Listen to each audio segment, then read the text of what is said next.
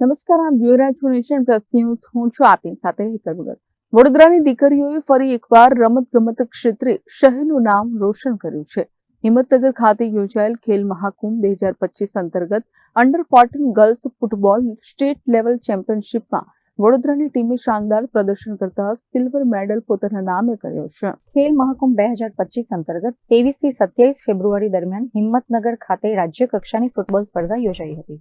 આ સ્પર્ધામાં સમગ્ર રાજ્યમાંથી શ્રેષ્ઠ ટીમોએ ભાગ લીધો હતો, જેમાં વડોદરાની દીકરીઓએ અદ્ભુત રમત રમી ફાઇનલ સુધીની સફર નક્કી કરી હતી. આજ રોજ રમાયેલી ફાઇનલ મેચમાં વડોદરા શહેર અને જામનગર વચ્ચે કાંટાની ટક્કર જોવા મળી હતી. આ સમગ્ર ટુર્નામેન્ટ દરમિયાન વડોદરાની ટીમના ડિફેન્સ અને ખાસ કરીને ગોલકીપર યુક્તા દુબેનું પ્રદર્શન ખૂબ જ નોંધપાત્ર રહ્યું હતું. જો કે અંતિમ સમયમાં જામનગરે 2-0 થી જીત મેળવતા તેમને ગોલ્ડ મેડલ મળ્યો હતો, જ્યારે વડોદરાની ટીમ સિલ્વર મેડલની હકદાર બની હતી. સમગ્ર ગુજરાતમાં બીજું સ્થાન મેળવવું એ વડોદરાના રમત જગત માટે ગૌરવની ક્ષણ છે. આશા છે કે ભવિષ્યમાં આ દીકરીઓ નેશનલ લેવલે પણ વડોદરાનું નામ રોશન કરશે.